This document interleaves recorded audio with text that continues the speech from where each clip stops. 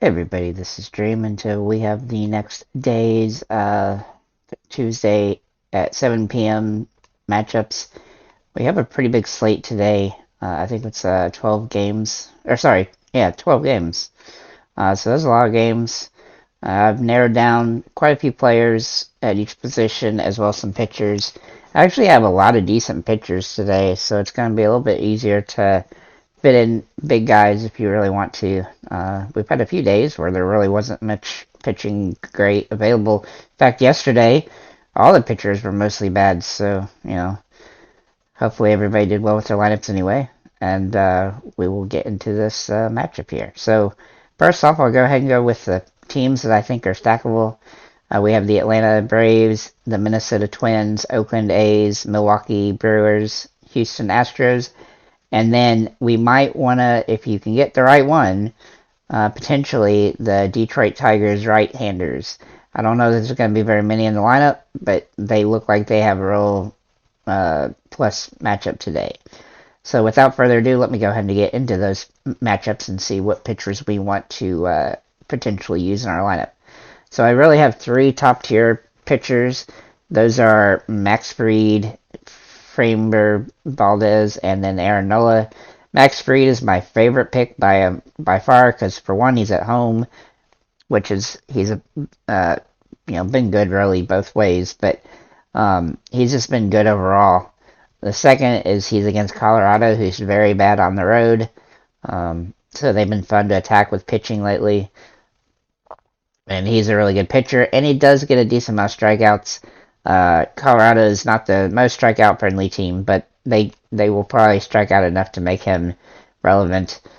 He had a two hitter that he went against Colorado the last time he played. Granted, he only got four strikeouts in that game. I look for him to get more than that in this particular matchup. Then Framber Valdez against Texas. Now, I don't typically love guys against Texas, but you know, none of the matchups are completely ideal today. But he gets strikeouts, and he's been really good against Texas in three games. In those three games, he's had 19, 26, and 32 points.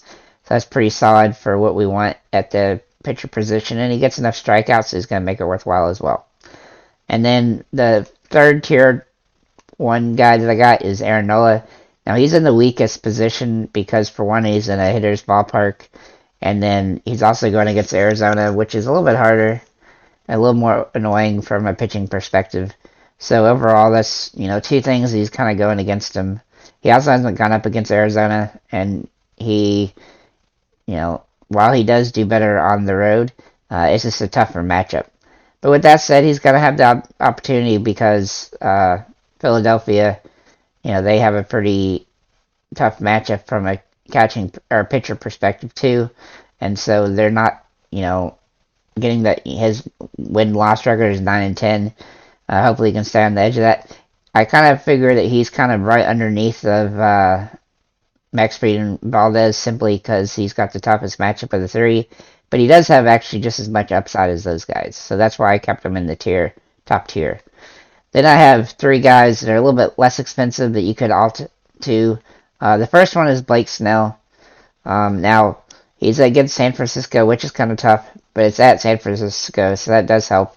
And he's been really good against San Francisco this year. In fact, he's averaged 9 strikeouts a game, 9.5 strikeouts, 28 fantasy points. So we definitely like that. But when the one game he gave up one earned run, and I think in the other he had 30 something points. Yep. So he's a good option. He's a little bit less expensive than Fried. So if you wanted to, stack him with Fried, you could definitely do that. But he's not as safe as some of the other guys. But he, like I said, he's been a little bit off a couple of teams, but he's been really good against San Francisco.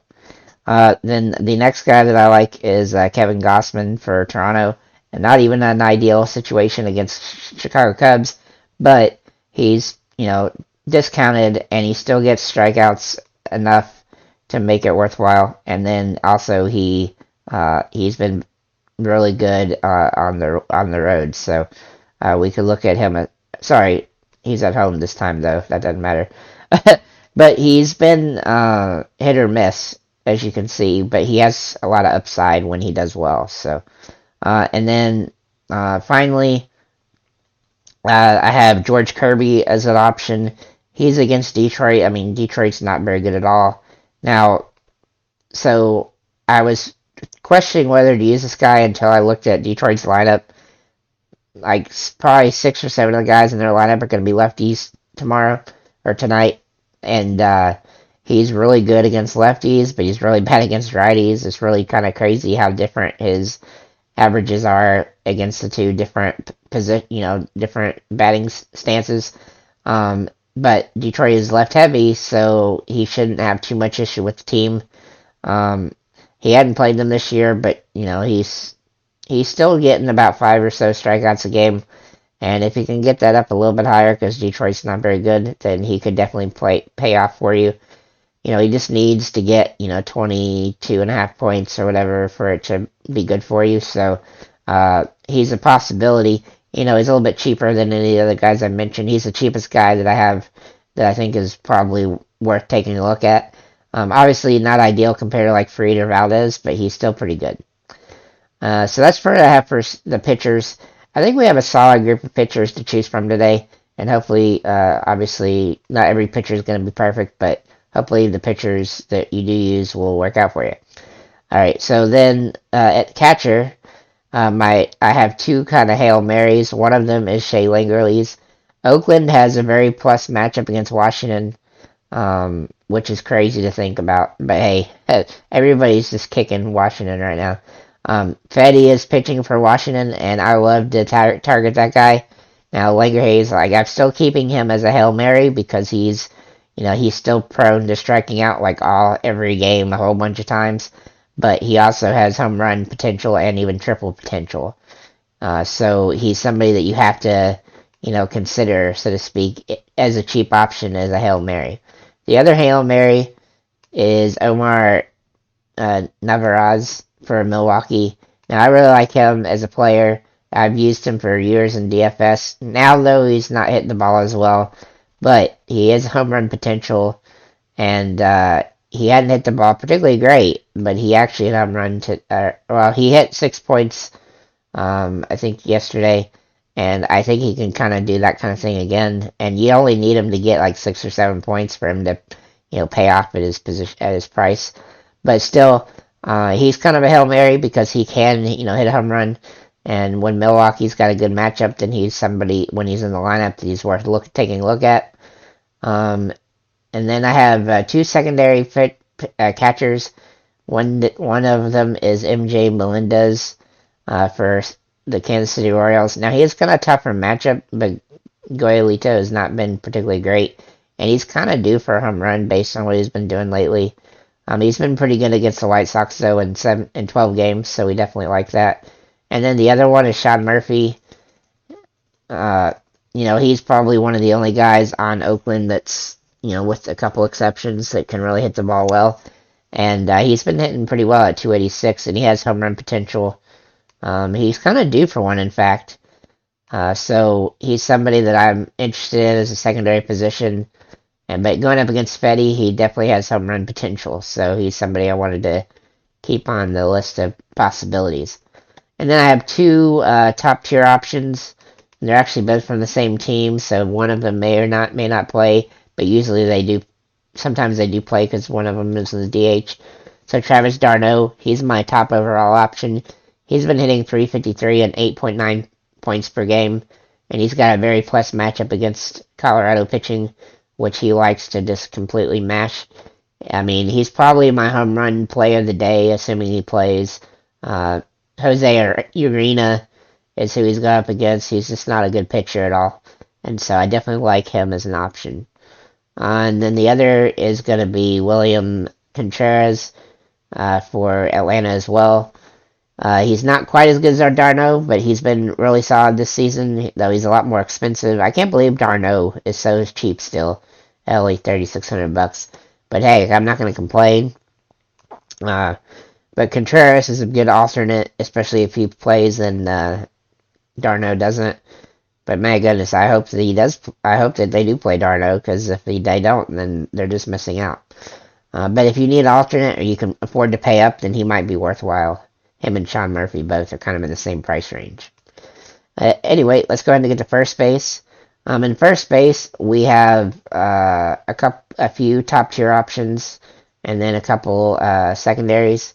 So my top tier options are Hyura for Milwaukee. If he plays, he actually had a pinch hit home run yesterday, which was pretty nice, but he didn't actually start, which is disappointing. He's super cheap, and he's been hitting the ball pretty well, averaging 7.3 on the, or sorry, yeah, 6.9 at home, but 8.9 in the last 10. We definitely like that. And he's had 4 home runs in 10 games, and if he can keep that up, then he could definitely pay off. And then one of the other is Matt Olson for Atlanta. He's a top tier option. He's actually got the best probably matchup for Atlanta just because he's a lefty against Colorado's pitcher who's just, he's bad all around, but he's exceptionally bad against lefties, and Matt Olson fits the bill. And he's been hitting the ball really well lately.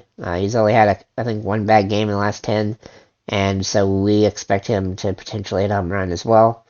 And then I have 2 alternates, which are Andrew Vaughn and Luke Voit. Voit, he hasn't been quite as good as I'd like, but he's been hitting okay. Same with Vaughn, like they're kind of hit and miss, but they're home run threats, and so we definitely like home run threats. But if you need to pay up, if you can't afford to pay up for Matt Olson, then these 2 guys might be somebody you might want to take a look at.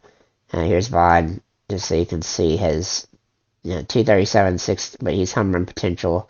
And typically when I find guys like that that are cheap that have home run potential against bad pitchers, then they're guys that we have to take a look at. Then I have 3 secondary options. One of them is Seth Brown. He's like the only guy on Oakland outside of the catchers that can really hit the ball well. He's always a home run threat. And he hasn't been hitting the ball particularly well, so he's really kind of a boomer and bust. But if he does boom, then he has high potential. And then he's almost a Hail Mary option, I guess. But he is going up against Fedde, and Fedde likes to give up a lot of stuff to a lot of bad pitchers, good hitters. Even average hitters hit Fedde, so. Then Luis Arias for Boston. He's another guy, from Minnesota against Boston. He hasn't been this good the last 10 games, but he does have home run potential, and he had a good game yesterday with 10 fantasy points, so I definitely like him as an option. And I forget who Boston is pitching. Chris Archer. Or sorry, no, it's not Chris Archer.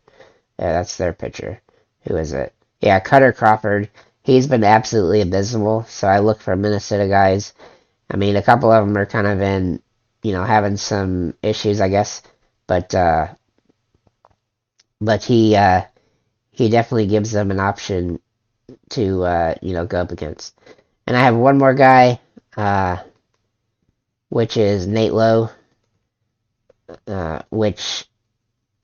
Nathaniel. He has absolutely been crushing the ball as of late.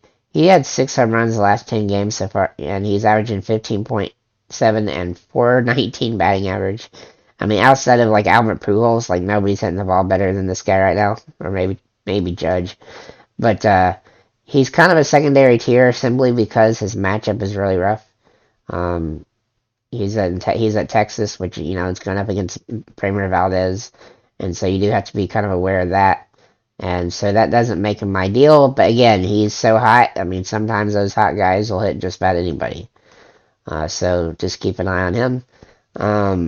For second base, I really only have one guy that I really like, and I have three secondaries, and then a Hail Mary option. So Colton Wong is my second base top tier option. He's 8.5 last 10 games, 310. He's been having some big games, and we definitely like him. Milwaukee's in a good spot, and he's cheap, and so you can definitely pay up for pitchers using him. Luis Urias, who I've already talked about, is one of the secondary options. Kevin Newman, he's for Pittsburgh. He's got a pretty good matchup for against Milwaukee, and he's been hitting the ball pretty well. He doesn't hit home runs, but he does hit for average, so we do like him from that perspective. And then Gavin Lux for the Dodgers has a kind of decent matchup. It's not ideal. Sorry. But overall, he's hitting the ball pretty well as of late, and so we definitely like him. And then my Hail Mary option is Will Castro for Detroit, and mostly because he can bat right-handed, and that's what the opposing pitcher is really bad against. And so he seems like he's got some potential in this particular game. I don't recommend him all that much unless you just want to seriously save a lot of money. But you can already save a lot of money with Colton Wong at the position. So only if you're just desperate, well, you might want to use him. Then at third base, we have quite a few good options. Three top tier options are Austin Riley, Bobby Witt, and Alex Bregman. I feel like that this position you're going to have to pay up for unless you want to use kind of a secondary / Hail Mary type of figure. Austin Riley's kind of due for a home run. Then we got Bobby Witt, who's been hitting the ball really well as of late. He's batting .256, but he's 11.3. He's had 3 home runs the last 10 games. So he looks really interesting against Giolito, who's been kind of hit and miss. And then Bregman, I mean, he's been hitting the ball like a monster, too. There's a lot of guys hitting the ball really good. 389, 14 points per game, and 4 home runs. I've used him a couple times last week, but I keep missing the home runs. Like, I use him one day, and he doesn't hit one. Then the next day, I'm just like, well, I'm not going to use him, and then he hits a home run. So, I don't know if I'll use him yet, but he's kind of hit and miss in that way. But he's still scoring a lot of points.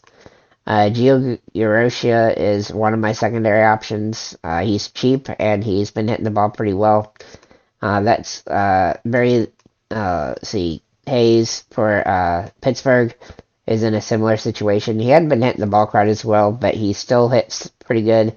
He's not really a home run hitter, but he's kind of safe if you just need a super cheap guy. And then the other is Justin Turner.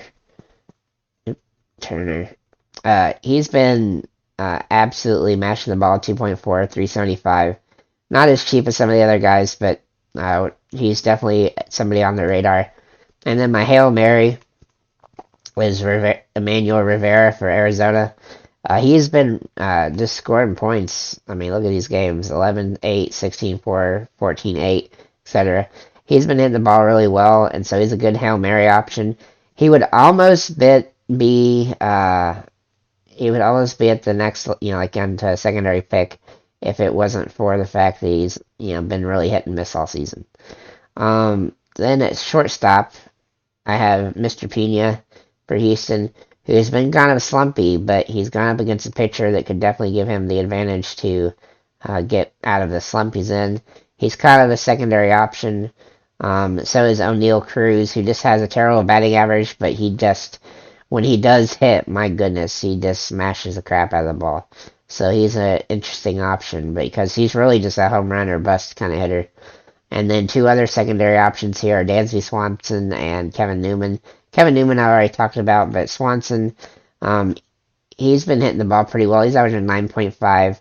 And, I mean, Atlanta's got a really plus matchup, so he's definitely a stackable option. But my 2 top tier picks are Willie Adames. He's my favorite play for shortstop. Home run potential, 12.3, 366 last 10 games, including 3 home runs. He's just been tearing the ball up. Even when he's not hitting the home run, he's getting points on the board. Probably one of the hotter hitters in the game right now, so he's my favorite overall. And then Carlos Correa. Don't like him quite as much, but he's still got a plus matchup. And he's been hitting the ball pretty well as well. But I would like for him to hit a couple more home runs. And then finally, we have outfielders. And so I've already talked about Seth Brown. He's kind of a secondary / Hail Mary type option at the position. Then Leody Taveras for Texas. Again, another Texas guy that's got a, interestingly tough, difficult situation, but he's hitting the ball pretty well. That's the only thing that I don't like necessarily about Valdez is that in my projections, all these Texas guys popping up in my thing. Usually the top tier pitchers, you don't really see their opponents popping up too much. Uh, usually, like there's nobody from Colorado that's popping up much to me. But anyway, the next guy is Max Kepler. Uh, he's kind of a secondary option as well. 257, but he's kind of due for a home run. He usually hits pretty well when I do use him, when he does pop up high on the thing. Um, then Yelich, he's been pretty hot from Milwaukee as well. Milwaukee's been really good lately, hitting 400 with 10.02 per game, and he's kind of, he's a really good player. He just hasn't been the same since that crazy year he had. But then Hunter Renfroe is another option. He's a top tier option here. Renfroe. He has been absolutely mashing the ball. 11.6 points per game, 375, and 3 home runs in the last 10. Even yesterday, he had 15 points and he didn't hit a home run, so we like that. And then Andrew Vaughn is one of my last two top tier options, which I already talked about. And then my other top tier option is Michael Harris for Atlanta. I didn't even realize that he was hitting this good, but 371 and 10 fantasy points a game. Um, that's just he's only $4,200 for outfielder. Not only that, but he's just a good player and fun to watch. At Colorado, he's been really good against them, 333 in 4 games. Hadn't hit a home run yet, but he does like to hit them at home. He does like to hit them, but he's obviously better on the road than at home because Atlanta is a tougher-ish place for batters. But he's just been a solid player around, and he always gets hits in the right situations. And then for secondary guys, I have Jake McCarthy, Riley Green, Andrew McCutchen, Alex Verdugo, and Brian Reynolds. Those guys all just have plus matchups, and they hit the ball pretty well. The last guy, Brian Reynolds, like he's not in a plus matchup, but he's a home run hitter, and so he's kind of a throw it in there and see what happens kind of guy. But overall, we have a pretty solid matchups and stuff like that today. I suspect that scoring will be higher today than that was yesterday just because of the pitchers being better today. But overall, I think it's a pretty solid slate. There's plenty of good options available. We got some good stacks available. I think the good teams are going to be really good and the bad teams are going to be bad with a couple exceptions. But overall, I like the slate, and I think it'll be a good matchup nightmare for a lot of average hitters and some of these games against for Colorado, Texas, and Arizona, as well as San Francisco. They're just gonna have some tough time getting hits. So that's pretty much what I got for this one. If you do like this video, please like, comment, and subscribe. And thanks for sticking around and taking a look. And have a nice day, guys.